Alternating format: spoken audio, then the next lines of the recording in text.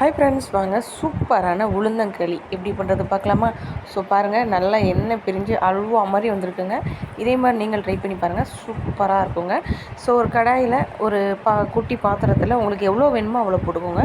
So நான் ஒரு சின்ன கிண்ணத்தில் ஒரு 2 டம்ளர் தண்ணி ஊற்றிருக்கீங்க. நான் குவான்டிட்டி கம்மியாக தான் பண்ணுறேங்க. ஸோ அதனால் சின்ன கிண்ணத்தில் தான் பண்ணுறேன். ஸோ அந்த தண்ணி நல்லா கொதித்ததுக்கப்புறமா நல்ல கருப்பட்டியாக பார்த்து வாங்கிக்கோங்க. ஸோ மண் இல்லாததான் போட்டு நல்லா அந்த கருப்பட்டி நல்லா கொதிக்கட்டுங்க. நல்லா கொதித்ததுக்கப்புறமா உங்கள் வீட்டில் அரைச்சி வச்சுருக்கிற உளுந்து, அது கூட 2-3 இன்க்ரீடியன்ஸ் போட்டு அரைச்சி வச்சுருக்கோம்.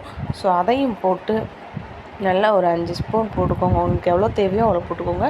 ஸோ நான் 2 டம்ளர் எடுத்திருக்கேன், அதுக்கு 6 ஸ்பூன் போட்டிருக்கேங்க. 6 ஸ்பூன்னு பார்த்துக்கோங்க. 2 கரண்டி, பெரிய கரண்டிக்கு குழிக்கரண்டிக்கு போட்டிருக்கேன். போட்டு மூடி போட்டு நல்லெண்ணெய் ஊற்றி நல்லா ஒரு மூடி போட்டு ஒரு 5 நிமிஷம் மூடி வச்சிங்கன்னா நல்லா வெந்துடும். வெந்ததுக்கப்புறமா ஒரு ஸ்பூன் வச்சு நல்லா கிண்டி விடுங்க. ஸோ கிண்ணதுக்கப்புறமா பாருங்கள், வீடியோஸில் காமிச்சிருக்கேன், இந்த மாதிரி தான் இருக்கும். ஸோ நல்லா இதே மாதிரி இன்னொரு டைம் கொஞ்சோண்டு நல்லெண்ணெய் ஊற்றுங்க. இந்த மாதிரி ஆனதுக்கப்புறமா ஸோ நல்லா போட்டு கிண்டுங்க. ஸோ அந்த கட்டியெல்லாம் நல்லா கரைஞ்சிருங்க வெந்ததுக்கப்புறமா. ஸோ இன்னும் கொஞ்சம் நல்லெண்ணெய் ஊற்றி 5 நிமிஷம் மூடி போட்டு வச்சிங்கன்னா நல்லா அந்த நல்லெண்ணெய் பிரிஞ்சு தனியாக வந்துடுங்க. ஸோ சூப்பரான களி ரெடிங்க, உளுந்தங்களி. நீங்களும் இதே மாதிரி ட்ரை பண்ணி பாருங்கள், சூப்பராக இருக்குங்க. பாருங்கள், நல்லா வெந்ததுக்கப்புறமா அந்த எண்ணெய் பிரிஞ்சு அல்வா மாதிரி அப்படியே அந்த ஸ்பூன் கூட அது வருங்க ஒட்டிட்டு. இதே மாதிரி நீங்கள் ட்ரை பண்ணி பார்த்துட்டு கமெண்ட் பாக்ஸில் கமெண்ட் பண்ணுங்கள் எப்படி இருந்துச்சு.